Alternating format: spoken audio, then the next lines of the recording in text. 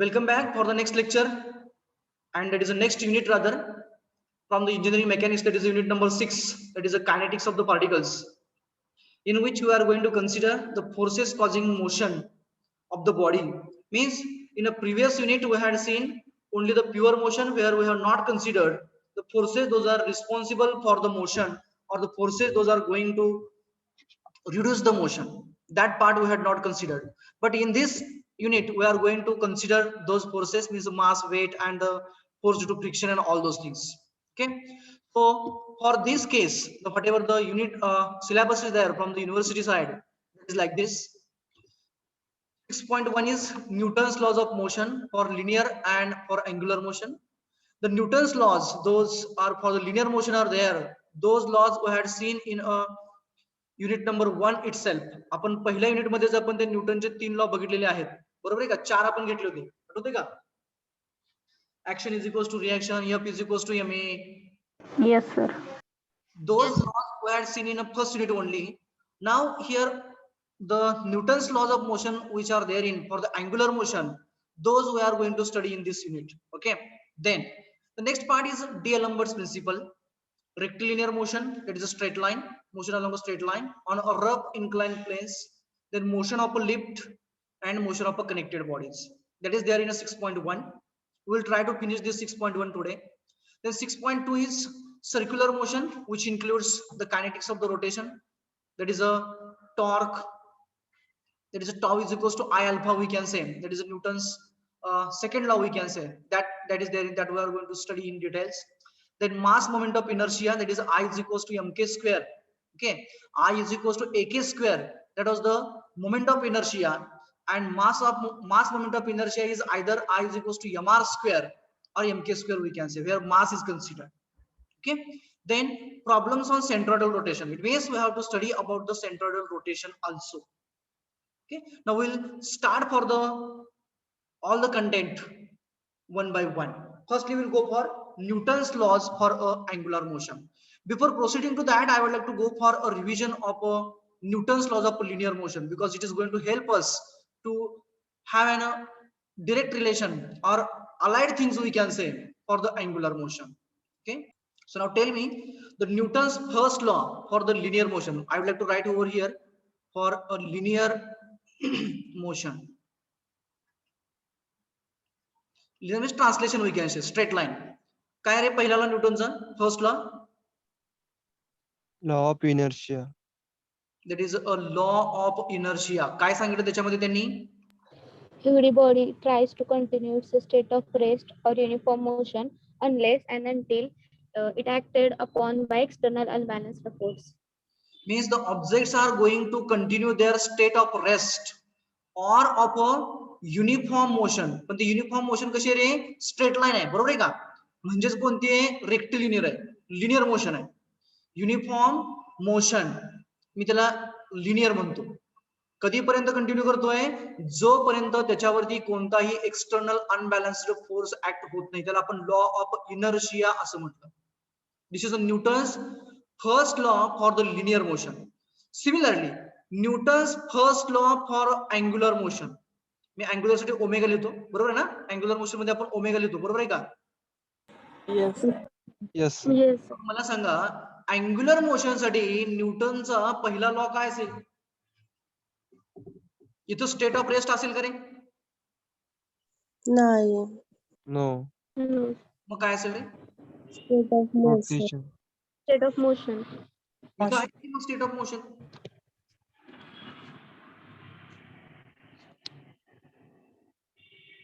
पण सर तिथे uniform motion आहे ना. Newton's first law for the angular motion state that every body or every object tries to continue its state of rest, म्हणजे न फिरता. इथं काय? न चालता किंवा न पळता आपण म्हणूया स्ट्रेट लाईन मध्ये. स्ट्रेट लाईन मोशन मध्ये आपण काय म्हणतोय की प्रत्येक ऑब्जेक्ट हा त्याची मूळ अवस्था म्हणजे स्थिर अवस्था, न हलणारी किंवा स्ट्रेट लाईन मध्ये जाणारी, म्हणजे मोशन मध्ये असताना तो चालत असताना किंवा धावत असताना स्ट्रेट लाईन सरळ रेषेमध्ये जात असेल तर ती तोपर्यंत कंटिन्यू करतो जोपर्यंत त्याच्यावरती एक्सटर्नल अनबॅलन्स्ड फोर्स ऍक्ट होत नाहीये. म्हणजेच force is a cause of a motion आहे, लिनियर मोशनचा आहे. लिनियर मोशन जर का ऑब्जेक्टला हवी असेल, if object is to have a linear motion in a straight line, then in that case it requires to have an application of external unbalanced force. Then and only then that object is to have a uniform motion in a straight line, or a motion in a straight line we can say. Similarly, for angular motion, consider an example of this bottle. Suppose that this bottle if is having axis of rotation, हा तिचा axis of rotation आहे. जर का rotate केली तर ती ह्या axis of rotation च्या भोवती रोटेट होणार आहे. जर का नाही केली तर काय होईल रे? रोटेट नाही केली तर काय होईल? रेस्टला राहील. Rest right. म्हणजे काय होणार आहे?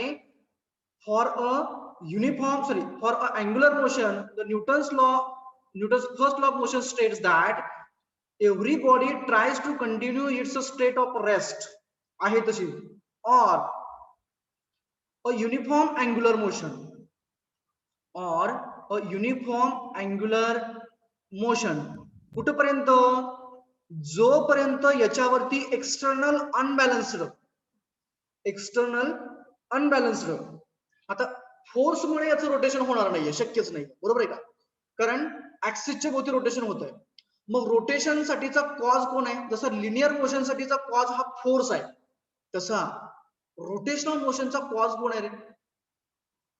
Torque. Torque.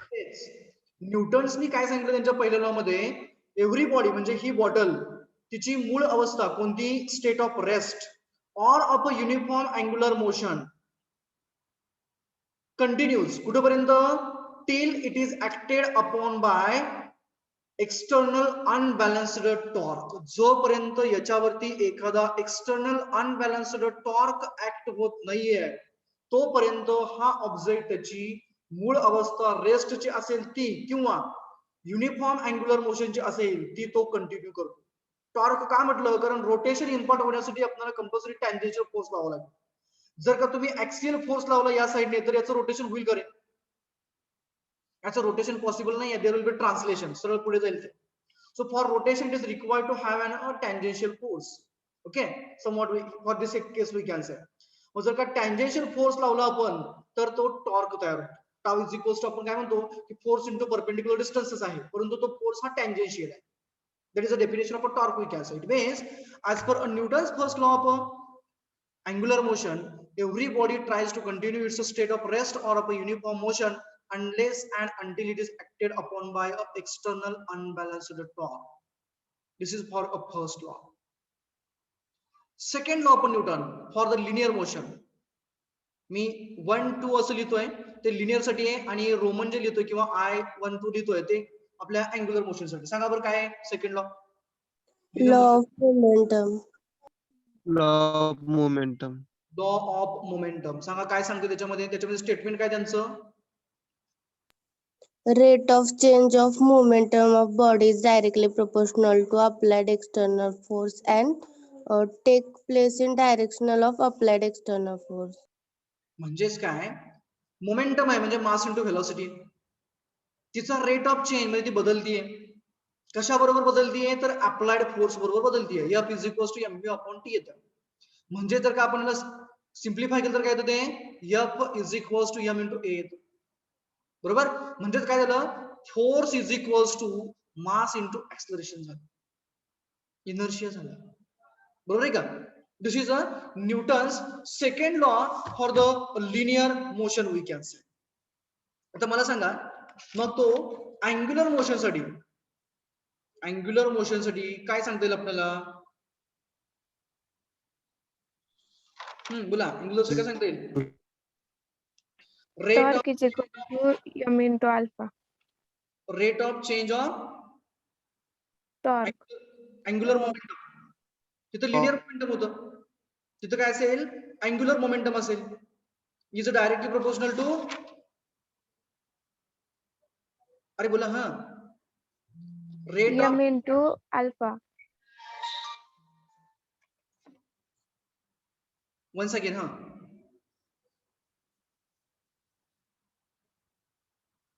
once again second law. ते बघा अंकित सांगा न्यूटन सेकंड लॉ. तुम्ही सांगितलेलं बरोबर होता. Rate of change momentum. rate of change of angular momentum is directly proportional to the external unbalanced torque, and that rate of change takes place in the direction of that external unbalanced torque. या बॉटलला आपण फिरवण्यासाठी जो torque लावला, या डायरेक्शनने force लावला, त्याच्यामुळे torque तयार झाला. त्याच्यामुळे काय व्हायला लागलं, याची अँग्युलर वेलोसिटी बदलायला लागली, अँग्युलर मोमेंटम बदलायला लागली. ती जी अँग्युलर मोमेंटम जी बदलती आहे, तिचा रेट जो आहे बदलण्याचा, तो त्या अप्लाय केलेल्या टॉर्कला प्रोपोर्शनल आहे. त्याला आपण स्ट्रिंग बांधली, दोरी गुंडाळली आणि खाली ओढली, त्याच्यामुळे काय होणार आहे, रोटेट होणार आहे. त्याचा रोटेट होत असताना त्याची जी अँग्युलर मोमेंटम बदलतीये, तिचा जो रेट आहे तो त्या अप्लाय होणाऱ्या टॉर्कला प्रोपोर्शनल आहे. म्हणजेच काय होतं ते, tau is equals to I into alpha येतं. Is it correct? Torque is equals to I alpha. This is a Newton's second law for the linear motion, so angular motion we can say. Then third law for linear motion. काय सांगतो रे? Law of action of reaction. Law of action. Law of action reaction. म्हणजे action is equals to Every action there is equal and opposite reaction. म्हणजे प्रत्येक active फोर्सला equal आणि opposite reactive force असतो. Reaction म्हणजे कोण आहे, फोर्सच आहे, बरोबर आहे का? प्रत्येक ऍक्टिव्ह फोर्सला तेवढाच रिएक्टिव्ह फोर्स असतो. Action is equals to reaction. आता इकडे मला सांगा थर्ड लॉ काय असेल अँग्युलर मोशन साठी. इथं काय म्हटलं आपण, for every active force there is equal and opposite reactive force. मग इकडे काय म्हणता येईल आपल्याला अँग्युलर मोशन मध्ये,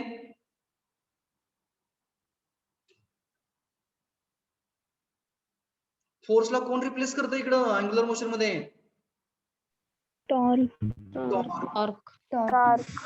मग आपण काय म्हणता येईल, तर न्यूटनचा थर्ड लॉ काय सांगता येईल, for every active torque equal and There opposite is equal and opposite. Reactive torque. हा जो रिएक्टिव्ह टॉर्क जो असतो त्याला आय अल्फा असं म्हणतो, बरोबर आहे? For every active torque there is equal and opposite reactive torque. This is the Newton's third law of the angular motion. Okay, तर याच्या अगोदर काही महत्त्वाच्या गोष्टी जे माझ्याकडून सांगायच्या राहून गेल्या तुम्हाला, जे related to that angular momentum म्हणजे काय असतं, ते मोमेंट ऑफ मोमेंटम वगैरे काय असतं. I would like to focus on them and then we'll go for the next part. So before proceeding to that, I would like to go for a centroidal rotation.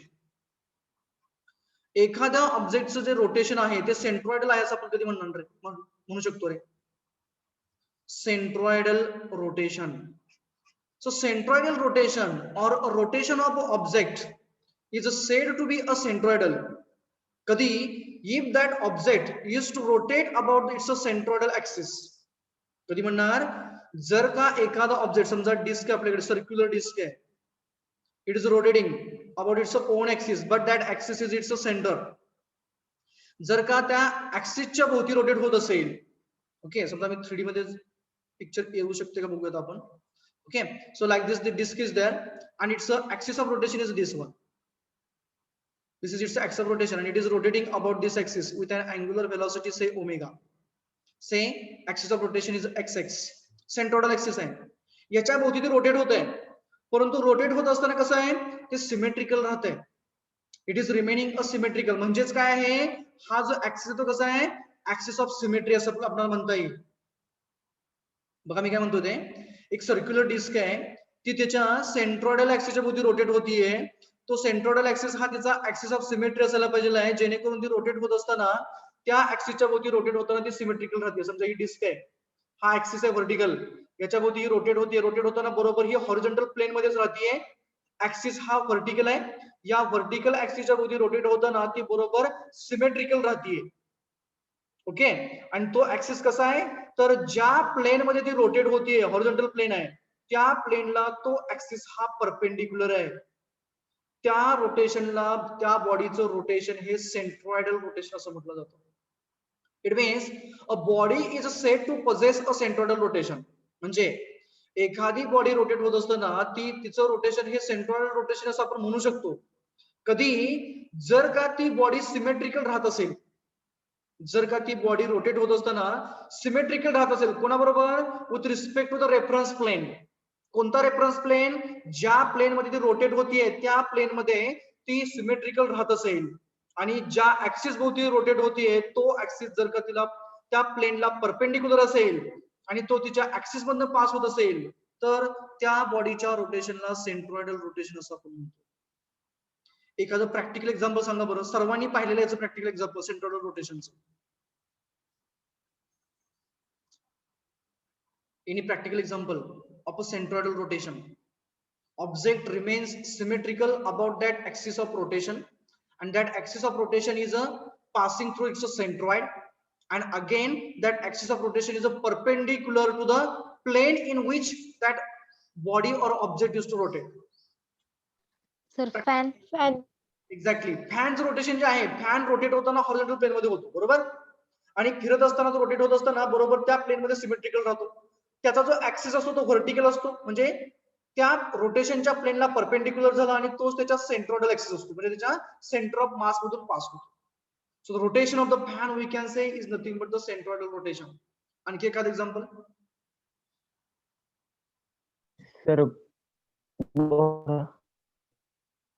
Sir motion of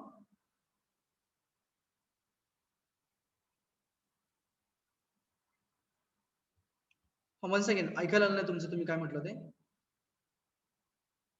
sir Bohra Bohra Bohra बरोबर आहे, परंतु बोहरा कधी ज्या वेळेस तो symmetrical राहतो त्यावेळेस, बोहऱ्याच्या starting phase आणि एंडिंग फेज तो सिमेट्रिकल राहत नाही बरोबर आहे का.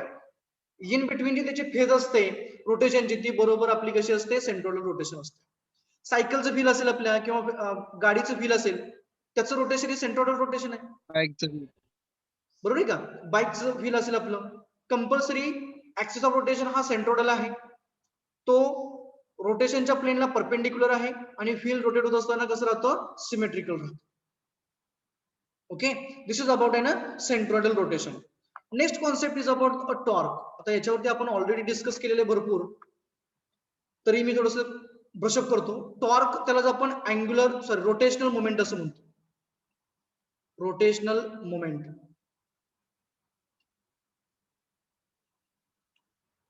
टॉर्कला काय म्हणतो आपण त्याला, तो रोटेशनल मोमेंट म्हणतो. तर टॉर्क म्हणजे काय, समजा ही आपली एक सर्क्युलर डिस्क आहे, पुन्हा एकदा मी सर्क्युलर डिस्क घेतो. जर का ही डिस्क रोटेट होते, समजा या डायरेक्शनला रोटेट होतीये with an angular velocity omega, say it's a centre as a somewhere else here as a O. ही ज्या वेळेस रोटेट होतीये त्यावेळेस तिला रोटेशनसाठी आपण काय केलंय, तिच्यावरती स्ट्रिंग अशी रॅप केली आहे, दोरी गुंडाळलेली आहे, आणि ह्या दोरीला काय केलं आपण, फोर्स एफ लावलेला आहे. तो फोर्स ऍक्ट होताना कुठे होतो, त्याचा इफेक्ट हा सेंटर पर्यंत जातो, म्हणजे रेडियस आर वरती जातो. हा जो फोर्स एफ या बॉडीला रोटेशन इम्पार्ट करतो, त्याचे रोटेशनचं मॅग्निट्यूड आहे ते अँग्युलर मोमेंट आहे, सॉरी रोटेशनल मोमेंट आहे. ती रोटेशनल मोमेंट म्हणजे काय असणार, तर फोर्स इंटू डिस्टन्स असणार, तिला आपण टॉर्क टाऊ म्हणतो. ही मोमेंटच आहे, परंतु ही टँजेन्शियल फोर्समुळे आहे. हा जो फोर्स आपण लावलेला आहे दोरीमध्ये तो टँजेन्शियल फोर्स आहे, आणि टँजेन्शियल फोर्समुळे जे मिळणारं रोटेशनल इफेक्ट आहे त्याला आपण रोटेशनल मोमेंट किंवा त्याला आपण टॉर्क असं म्हणतो. त्याचं युनिट पुन्हा एकदा काय असणार आहे, तर unit of the force that is a newton we can say into the unit of the radius or a distance, that is a meter. It means the Newton meter will be the unit of the torque, we can say, isn't it? So this is nothing but the torque. त्याच्या पुढची जी concept आहे महत्त्वाची आहे ती म्हणजे moment of momentum. Moment of momentum, त्यालाच आपण काय म्हणतो रे, मोमेंट ऑफ मोमेंटम म्हणजेच काय रे, Angular moment. angular momentum, moment of momentum, or it is also called as angular momentum. ही काय असते रे मग आता, मोमेंट ऑफ मोमेंटम. मोमेंट आहे म्हणजे काय, फोर्स इंटू परपेंडिक्युलर डिस्टन्स. आपण कोणाचं, मोमेंटमचं, म्हणजे कोणत्या, लिनियर मोमेंटमचं. म्हणजे काय असेल, मोमेंट म्हणजे प्रोडक्ट आहे डिस्टन्सचा आणि काहीतरी आहे बरोबर. आता कोणाचा मोमेंटमचा आहे म्हणजे एम इंटू व्ही, ही आपली लिनियर मोमेंटम झाली, इंटू तिची मोमेंट आहे म्हणजे काय, डिस्टन्स आपण त्याचं आर एवढं घेतलं तर ते काय येईल आता, हे बोला काय येईल इथं, अरे MVR. रिप्लेस करा व्हीला, कारण आपल्याला अँग्युलर पाहिजे, व्हीला ओमेगा मध्ये रिप्लेस करा. is equals to r omega. म्हणजे काय रे mr ओमेगा इंटू r येईल म्हणजे काय square omega mr square omega m into r square म्हणजे काय रे I omega R omega. I omega r square म्हणजे काय I I. in the mass moment of inertia, so I omega we can say. So angular momentum or moment of momentum is nothing but the mr square or I omega we can say. मग याचं unit काय असेल आता मास moment of inertia म्हणजे m into R square आहे mass unit KG आहे बरोबर into R square आहे म्हणजे केजी मीटर स्क्वेअर झाला इंटू अँग्युलर व्हेलॉसिटी काय युनिट आहे त्याचं अँग्युलर व्हेलॉसिटी युनिट काय आहे Raised to -1. अँग्युलर व्हेलॉसिटीचं युनिट काय आहे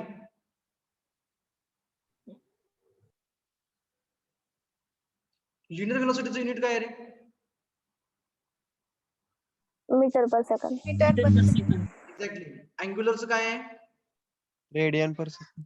Radian per पर सेकंड म्हणजे युनिट काय येईल केजी मीटर स्क्वेअर रॅड पर सेकंड येईल त्याचं हे कुणाचं मोमेंट ऑफ मोमेंटम किंवा अँग्युलर मोमेंटमचं येईल ओके बाय द वे तुम्ही तर रॅडचं इथं कन्सिडरेशन आणलं एक रॅड म्हणजे किती असतं रे 1 rad is equals to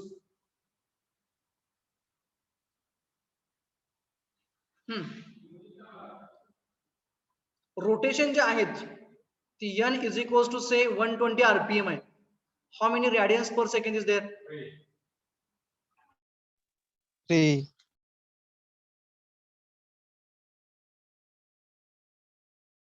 Pi by 180.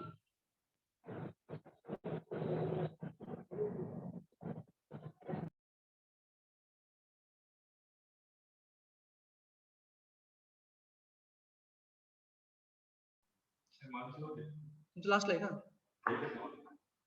बघू की काय होतंय okay so what will be there in 120 rpm so how many rad per second 120 into I have to convert this to the radians per second ha Pi by 180. by 1. pi by 180 ha directly pi by 180 केले की rad per second होईल का ते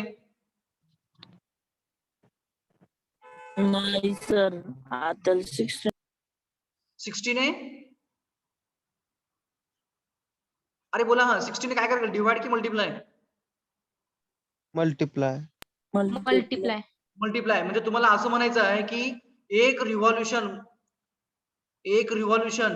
किंवा एक RAD म्हणजे pi by 180 revolution असं म्हणायचं का तुम्हाला 1 revolution is equals to how many radians तर ते रेडियनचं conversion degree one revolution is equals to 2 pi radians okay so now I want to convert that 120 revolutions per minute to the revolutions per second पहिला revolutions per second सांगा मला 120 rpm to 120 rps he revolution per minute आहे मला revolution per second सांगा काय येईल इथं 120 into की 120 divided by 120 Into. into किती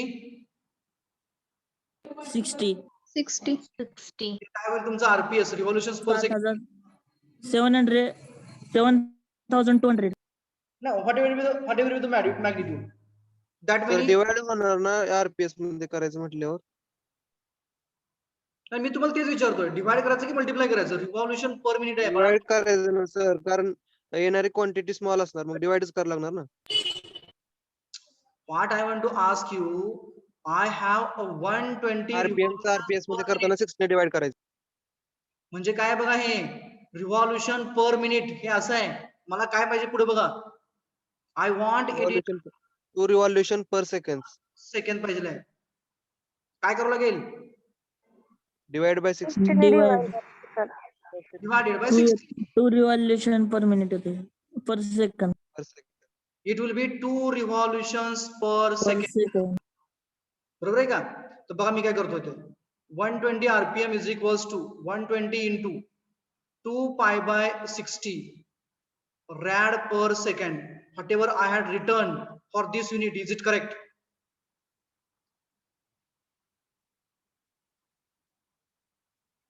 Is it correct for this?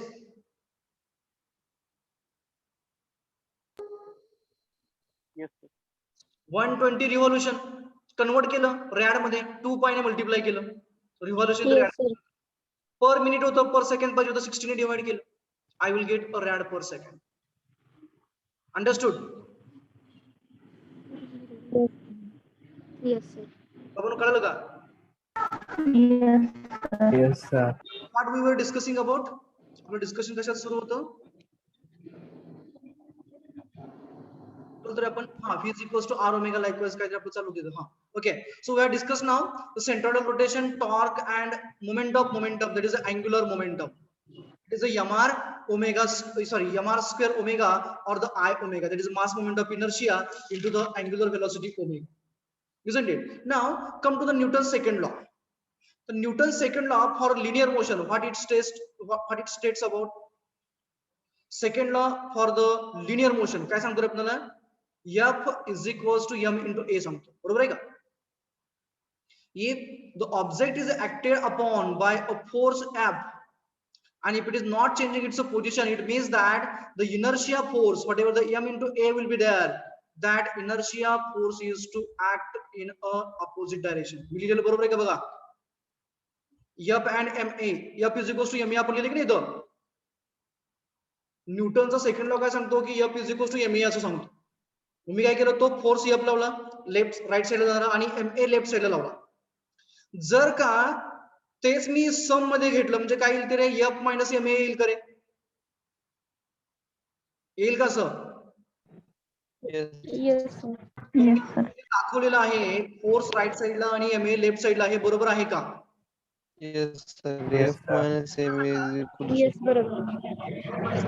F minus ma किती येईल रे? 0.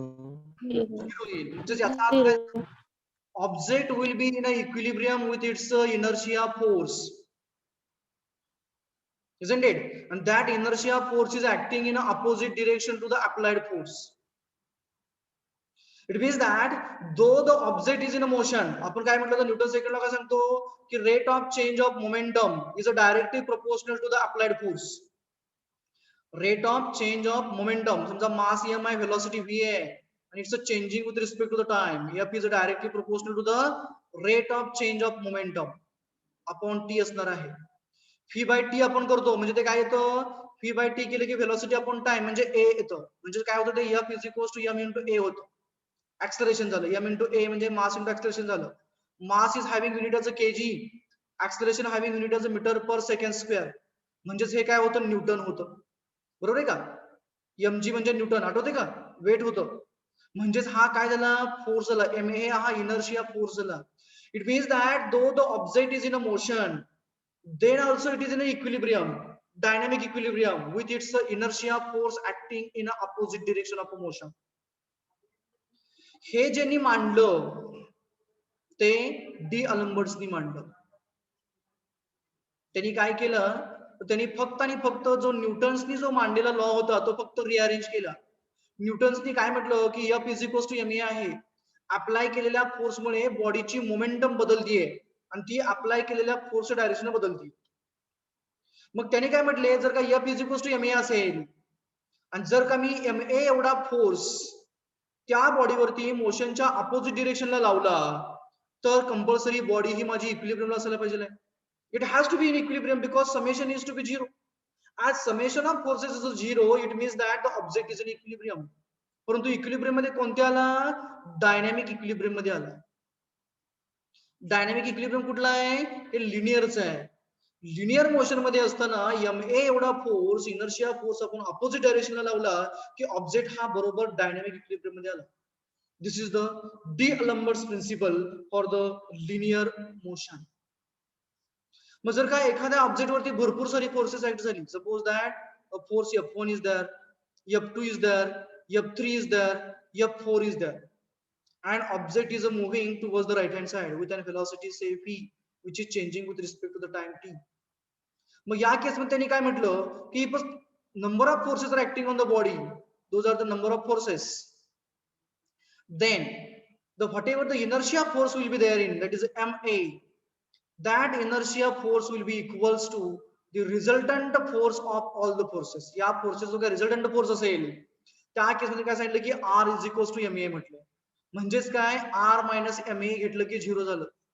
म्हणजेच काय की for number of forces acting on the body, if the inertia force having the magnitude equals to resultant is applied in opposite direction of motion, then that object will be in a dynamic equilibrium. This is D'Alembert's principle for a linear motion. Similarly, for the angular motion or a rotation, we can say, suppose that this rotation or angular motion is due to the torque. हा torque आहे, बरोबर आहे का? हा कशामुळे आला तर ह्या दोरीमध्ये लावलेल्या फोर्स मुळे आला. म्हणजे force into R is equal to torque झाला. याच्यामुळे काय व्हायला लागलं, याचं रोटेशन व्हायला लागलं. कोणाचं? या ऑब्जेक्टचं with an angular velocity omega. मग त्या केसमध्ये न्यूटननी काय म्हटलं तर tau is equals to I alpha असं म्हटलं. Tau is equals to I alpha असं त्यांनी म्हटलं. म्हणजे हा जो टॉर्क आहे तो टॉर्क हा आपल्याला तेवढा लागावा लागेल की जेवढं त्याचं आय इंटू अल्फा असेल. म्हणजे त्याचा अर्थ काय झाला की if you will apply that I alpha, it is a inertia force we can say, in the opposite direction of a motion, then that object will be in equilibrium. Means tau minus I alpha will be equals to the 0. म्हणजेच काय, the summation of external unbalanced torques, आता एकच घेतला म्हणजे तो काय असणार आहे, एकटाच असणार आहे. Acting on a body are in a dynamic equilibrium. हे डायनॅमिक इक्विलिब्रियम मध्ये असतात. कोणाबरोबर? with the inertia torque I alpha. हा जो इनर्शिया टॉर्क आहे की नाहीये आय अल्फा, त्याच्या बरोबर ते डायनॅमिक इक्विलिब्रियम मध्ये असतात. आणि it always acts in opposite direction of acceleration. हे आय अल्फा असेल किंवा एम ए असेल, that always acts in the opposite direction of acceleration. एक्सलरेशनच्या अपोजिट म्हणजे काय केलं तुम्ही, ऍक्सलरेट केली बॉडी, म्हणजे काय केलं तुम्ही त्याचं अँग्युलर व्हेलॉसिटी वाढवली. अँग्युलर व्हेलॉसिटी वाढवली म्हणजे रोटेशन कसं असेल तुमचं इथं, क्लॉकवाईज असेल. म्हणजे क्लॉकवाईज रोटेट होत असताना इनर्शिया फोर्स कसा ऍक्ट होणार, अँटी क्लॉकवाईज ऍक्ट होणार. परंतु ते जर का तुम्ही त्याला ब्रेक मारला, डिस्कला हात लावला असं, तुम्ही डिस्क रोटेट तिला हात लावला म्हणजे काय झालं, फ्रिक्शन तयार झालं. त्याच्यामुळे काय झालं, ब्रेकिंग फोर्स ऍक्ट झालं आणि त्याचं काय व्हायला लागलं, जी अँग्युलर व्हेलॉसिटी आहे ती कमी कमी व्हायला लागली. तर अँग्युलर व्हेलॉसिटी कमी व्हायला लागल्यानंतर ना हा आय अल्फा कोणत्या डायरेक्शनला ऍक्ट होईल रे? इनर्शिया फोर्सची प्रॉपर्टी काय मला पहिला सांगा तुम्ही. What is the characteristic of inertia force? Inertia force काय करतो? Self adjusting force. काय करतो पण तो बॉडीला कशासाठी मदत करतो? ऍट रेस्टला ठेवण्यासाठी. आणि मोशन मध्ये असल्यानंतर ना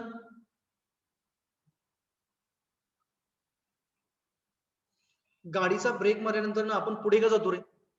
आयडियल एक्झाम्पल आहे वाटतं खूप.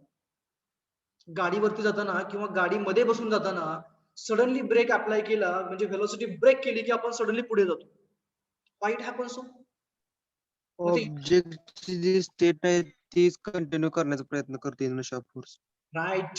इनर्शिया फोर्स काय करतो तर त्या ऑब्जेक्टची जी काही स्टेट आहे, मग ती रेस्टची असू द्या किंवा मोशनची असू द्या, ती स्टेट ते कंटिन्यू करण्यासाठी त्याला मदत करतो, हेल्प करतो.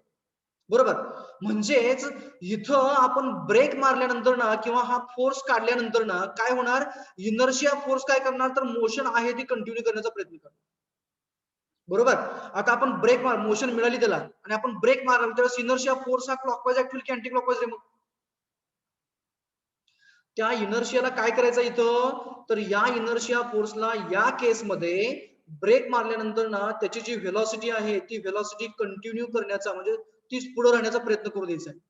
ब्रेकिंग फोर्स आपला कसा असणार आहे किंवा ब्रेकिंग टॉर्क कसा असणार आहे तर ब्रेकिंग टॉर्क तुमचा या डायरेक्शन असेल. आता बरोबर आहे का? ब्रेकिंग टॉर्क म्हणजे तुमची अँग्युलर व्हेलॉसिटी अशी आहे, ब्रेकिंग फोर्स हा बरोबर मोशनच्या अपोजिट असणार. त्यावेळेस इनर्शिया टॉर्क कसा ऍक्टिव्ह होईल, क्लॉकवाईज की अँटी क्लॉकवाईज?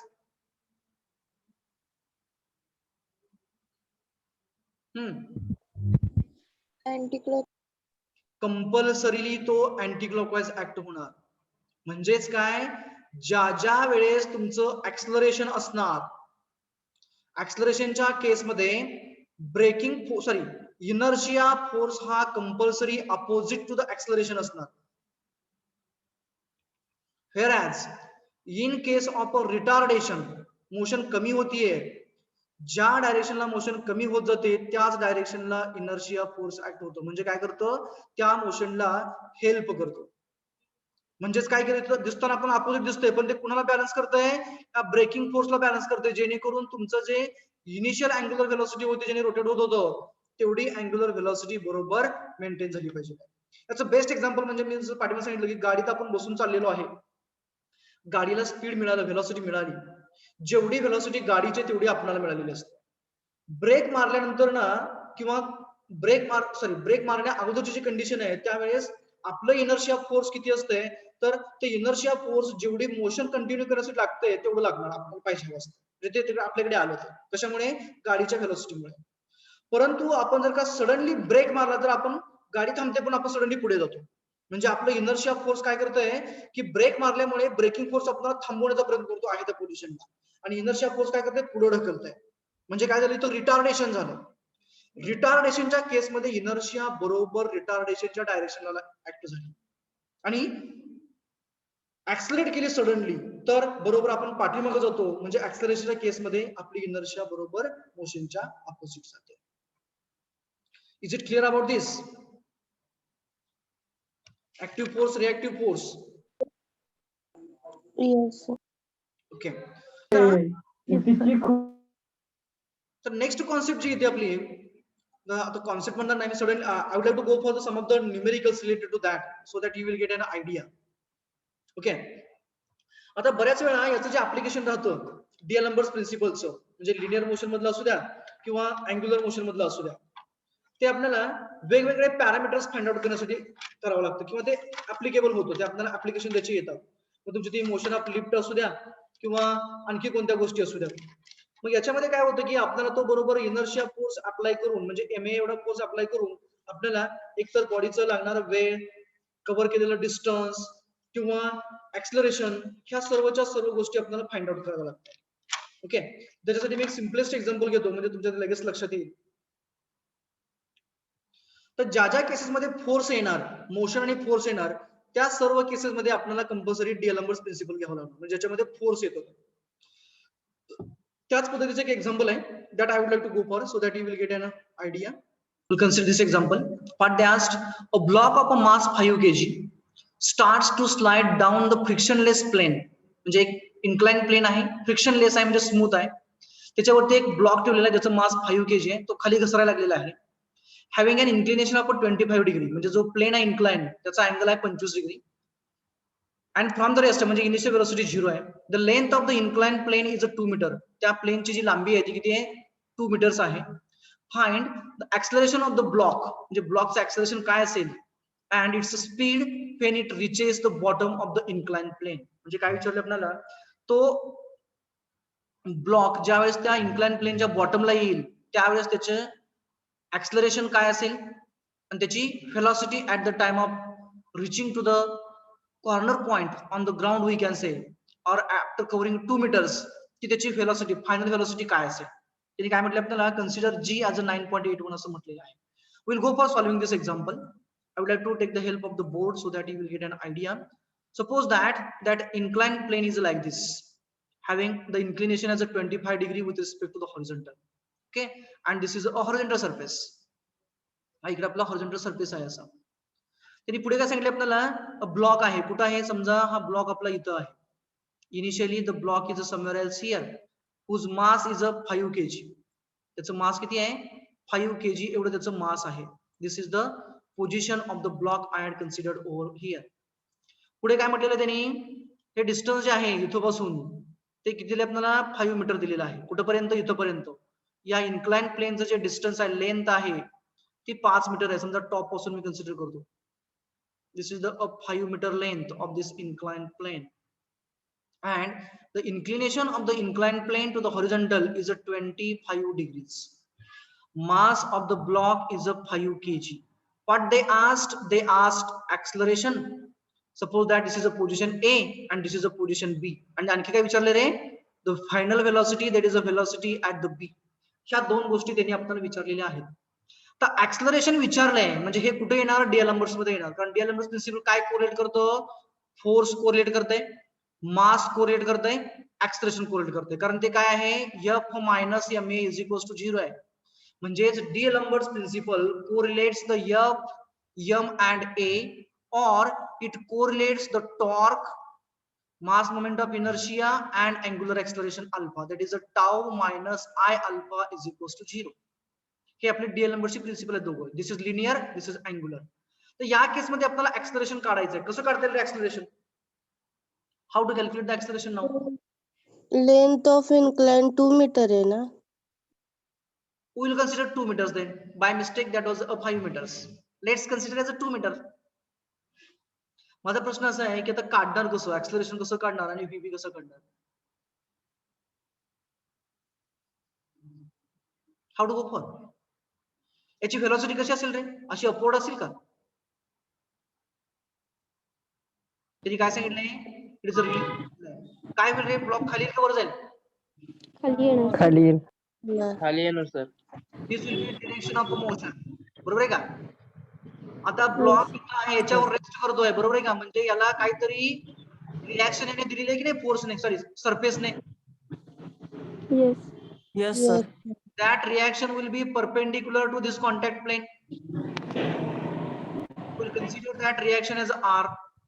याचं सेल्फ वेट आहे ते कसं असणार? कंपल्सरी व्हर्टिकली डाऊनवर्ड असणार. That will be W. बरोबर?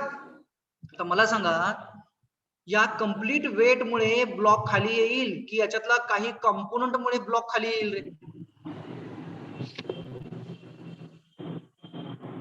वेट मुळे सर. पूर्ण वेट मुळे खाली येईल. वेटच्या काही कंपोनंट मुळे खाली येईल. वेटच्या काय कंपोनंट मुळे खाली येईल सर. Component मुळे खाली येईल. So let us consider x and y axis. We'll consider as usual that is the axis parallel to the body or longitudinal axis as the x axis. This will be our x axis along which the velocity is there, and axis perpendicular to the plane over which this reaction is there. This is a y axis as per our assumptions, regular assumptions. X axis, y axis. Now this weight is inclined now to the x axis. हा x axis कोण आहे? Axis parallel to the inclined plane आहे. म्हणजेच आपल्याला सुरुवातीला ह्या वेटने केलेला angle काढावा लागेल. जो वेटचा हा कंपोनंट असेल, म्हणजे हा X component of the weight असेल, that will be able to have a motion, and it's a y component that will be get balanced by the reaction. R will be equals to wy and wx will be responsible to have the motion. त्याच्या अगोदर आपल्याला हा angle काढावा लागेल. इथला हा angle म्हणजेच हा अँगल असेल. मी काय करतो, फक्त याला एक्सटेंड करतो खाली असा. हा मी एक्सटेंड केला, बरोबर? इथं आपला 25 डिग्री होता. या केस मध्ये इथं किती असेल रे? 90. 90 डिग्री. मग हाच अँगल म्हणजेच हा अँगल असेल का रे? बघा, दिस अँगल इज दिस अँगल, दोघं सेम असतील का? हो सर. हा किती असेल मग? हा 25 आहे, हा 90 आहे, हा किती असेल?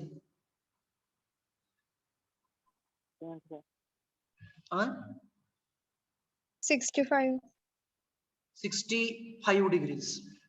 It means that wx will be equals to w cos of 65. x axis बरोबर अँगल आहे, बरोबर? w cos 65 मुळे याची डिस्प्लेसमेंट होणार आहे. हा एवढा फोर्स ऍक्ट झाला. आपल्याला कॅल्क्युलेट काय करायचं आहे? ऍक्सलरेशन काढायचं आहे. आता ऍक्सलरेशन याच्यामध्ये कुठे दिसते का तुम्हाला? ऍक्सलरेशन कुठे दिसतं का याच्यामध्ये? नाहीये. मग काय करायचं तुम्हाला? इनर्शिया फोर्स अप्लाय करावा लागेल. आता इनर्शिया फोर्स कसा असतो? व्हेलॉसिटीच्या अपोजिट आहे, ऍक्सलरेशनच्या अपोजिट आहे, मोशन डाऊनवर्ड आहे. मग इनर्शिया फोर्स कसा असेल? आता ma कसा असेल? Upward. ma will be in a upward direction. ma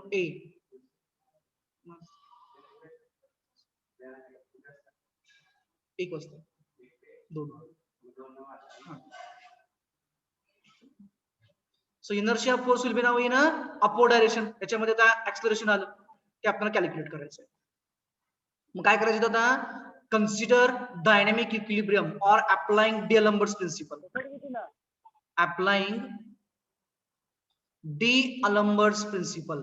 इथं असं लिहायचं नेहमी D'Alembert's principle in direction of motion. In the direction of motion. काय होईल सांगा बरं? In the direction of motion means what? Whatever the forces those are there in a direction of motion, those will be positive, and the forces those are in a opposite direction of motion, those will be negative. मग ते काय आपलं D'Alembert's principle summation f minus ma is equals to 0 किंवा r minus ma is equals to 0. आपण resultant काढत बसणार नाहीये, directly summation f लिहिणार.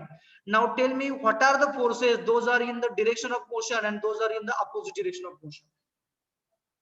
इथं कोणकोणती फोर्सेस आहेत की जी मोशनच्या डायरेक्शन मध्ये आहेत आणि मोशनच्या अपोजिट डायरेक्शन मध्ये आहेत. मोशन ही आपली या ऍक्सिसला म्हणजे अलाउंग द एक्स ऍक्सिस आहे. बोला कोण कोण आहे याच्यामध्ये? हा डब्ल्यू वाय आहे का रे मोशनच्या डायरेक्शन मध्ये किंवा अपोजिट मध्ये? नाही. नाहीये. आर आहे का? रिएक्शन आहे का? नाही. मग कोण आहे? डब्ल्यू एक्स आणि एम. मग डब्ल्यू एक्स हा पॉझिटिव्ह येईल की निगेटिव्ह येईल? Positive. पॉझिटिव्ह येणार. In the direction of motion W X झाला. हा what about the M A? Minus. Minus A येणार. बरोबर आहे का?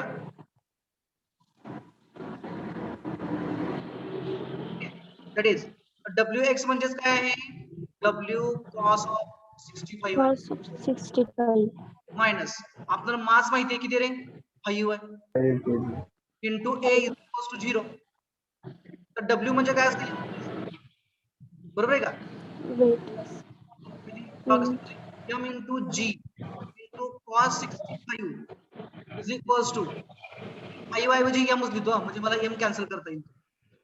m into a m x कॅन्सल्स. बरोबर का बघा? मी 5 कोणासाठी लिहितो तर m साठी. आवाजच येत नाही नीट. ओके सो मी काय केलं बघा इथं मी फक्त D'Alembert's प्रिन्सिपल वापरलं म्हणजे काय summation of the forces along the X axis is equals to 0. Summation forces along the x-axis is equals to 0. Considering forces along the x-axis as a positive, म्हणजे मोशनच्या direction मध्ये पॉझिटिव्ह, मोशनच्या अपोजिट वाले negative. मोशनच्या direction मध्ये wx होता positive घेतला आणि ma हा opposite होता त्याला मायनस घेतला इज इक्वल्स टू 0 केलं. wx म्हणजे w cos 65 minus ma m म्हणजे 5 होता ठेवला तरी चालेल किंवा आहे तसा चालेल म्हणजे काय होईल हा w cos 65 is equals to m into a राहील म्हणजे 5a जो मायनस आहे ते मी राईट साईडला घेतलं किंवा ma या केस मधला मी फक्त राईट साईडला घेतलं. काय झालं ते पॉझिटिव्ह झालं. तर w म्हणजेच m इंटू g मग m ला m कॅन्सल झाला म्हणजे शिल्लक काय राहिलं रे a is equals to g. g दिलाय आपल्याला 9.81 cos of 65. So what will the magnitude of acceleration now? 4.141. 4.145. 145 meter per second square. This is the application of a D'Alembert's principle to find out the whatever the values those are asked. Whenever we are considering the forces, इथं आपण forces consider केली. Causing motion कोण wx होता, opposing motion कोणता inertia होता, म्हणजेच आपण kinetics मध्ये आलो. आता आपल्याला एक्सेलरेशन कळलं. आता काय करायचं आपल्याला व्हेलॉसिटी ऍट द पॉइंट बी काढायची. कशी काढतील रे? या ठिकाणची फायनल व्हेलॉसिटी काढायची आहे. इनिशियल व्हेलॉसिटी दिलेली आपल्याला किती आहे? u इज इक्वल्स टू 0 आहे बरोबर. फी काढायची आहे आपल्याला. s दिलेला आहे, डिस्प्लेसमेंट दिलेली आहे. s इज इक्वल्स टू किती मीटर आहे? 2 मीटर आहे. आपल्याला एक्सेलरेशन माहिती आहे आपण कॅल्क्युलेट केलंय 4.145 मीटर पर सेकंड स्क्वेअर आहे. And what we want to calculate? Final velocity we want to calculate. Which equation will be required to go for? First one. Go for that. काय first equation? Which equation will be required to go for? Square is equal to u square plus 2s. P square is equals to u square plus twice as. Put up the values. V square means a VB, final velocity, is equals to U square is a 0 plus 2 into A as a 4.145 into displacement as a 2. बरोबर आहे का? 2AS. So now tell me the velocity VB. Just multiply it and take the square root. You will get the velocity at the point B in meter per second. 16.58. 16 point कशी लिहिले बघा 4 दुने 8 दुने 16 त्याचा स्क्वेअरच किती देतो 4.071. 4.071 meter per second. That will be the velocity when the object will reach at the point B. Okay, so likewise the examples will be there. Okay, now we'll go for this example which was asked for December 16 and May 17 for 3 marks. Statement का है, a flywheel of a mass 8 tons starts from the rest and gets up a speed of 180 rpm in 3 minutes. Find the average torque exerted on it if the radius of gyration of the flywheel is a 60 centimeters. We'll solve this example. Firstly, write down the given data and then we'll go for the things. Okay, so tell me the given data firstly. Given data, one by one. बोला काय काय दिलं? Mass is equal to 8 tons. M is equals to 8 tons. बरोबर आहे का? तर हे आपल्याला केजी मध्ये करावं लागेल. सांगा केजी. Yes, sir. 1 टन म्हणजे किती केजी रे? 1000. बरोबर आहे का 1000? Yes. Yes, sir. आणि 100 केजी म्हणजे काय असतं रे? Quintal sir. बरोबर. That's the thing. Now here 8 tons is there. We have to convert to the kg. Means what will be required to do? 8,000 kg. म्हणजे काय केलं मला सांगा? What will be required 8 into 1,000. 8 into 1,000. to 1000 kg? That is equals to 8000 kg. Great. Next काय काय दिलं आपण again? Initial velocity u is equal to 0. Initial आता angular आहे म्हणजे ओमेगा 0 is equals to 0 दिला बरोबर? Time 3 V meter. is equal to P म्हणजे 180 omega. final 180 revolution per minute. convert to the RPS. Sorry, rad 3 RPS. 180 into किती होईल रे म्हणजे मला रॅड पर सेकंड मध्ये करायचं ते 2 pi upon 60. 60 Pi upon 60. Exactly. सांगा मॅग्निट्यूड किती येतं? 6 pi. पाय कन्वर्ट करून टाका त्याला.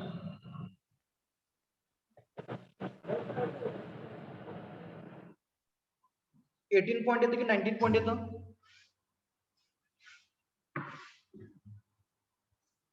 What is rad per second? 84. Once again. 18.84.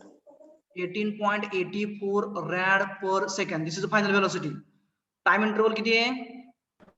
3 minutes. 3 minutes. 3 minutes. Convert to the seconds.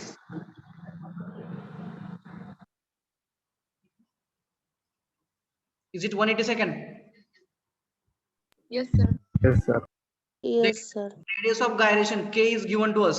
That is a 60 centimeter.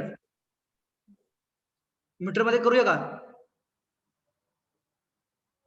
Yes, sir. Yes, sir.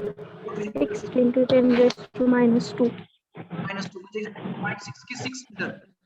0.060. 0.6 की 0.06. 0.06. 0.6. 0.6 मीटर. 0.6 कारण 1 metre म्हणजे 100 सेंटीमीटर बरोबर ना? Yes, sir. So 60 by 100 is a 0.6 metre. हे आपल्याला दिलेल्या गोष्टी आहेत. Next to calculate. काय काय विचारले आपल्याला? What is asked?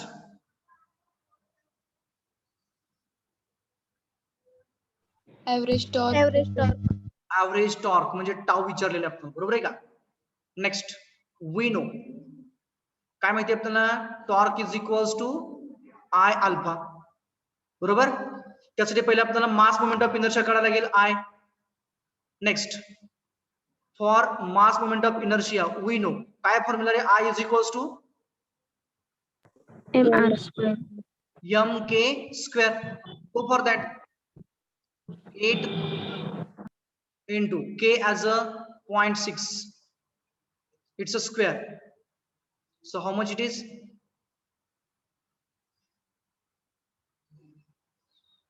Two double 2880 kg meter square.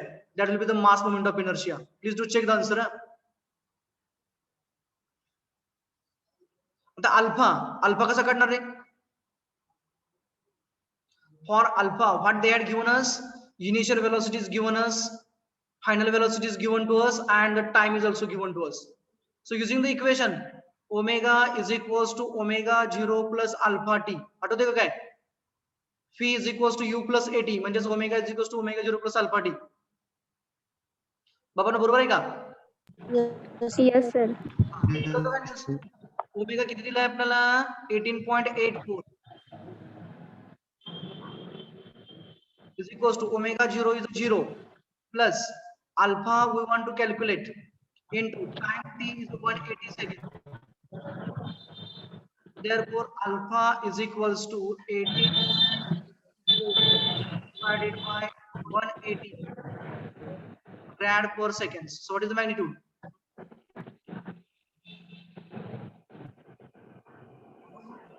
Magnitude 0.1046. 0.1047 1047. rad per second square. Is it correct? Yes.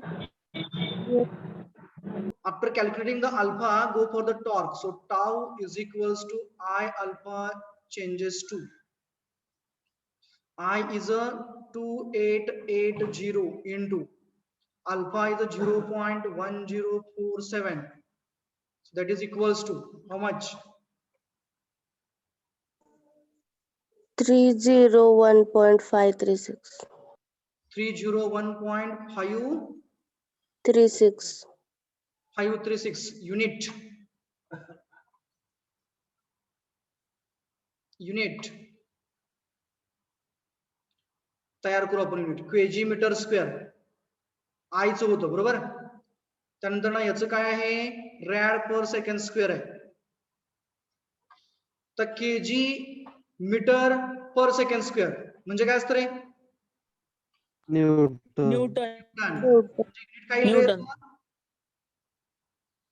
Unit newton metre. Torque आहे फोर्स इंटू परपेंडिक्युलर डिस्टन्स आहे. So unit will be newton metre. कळालं?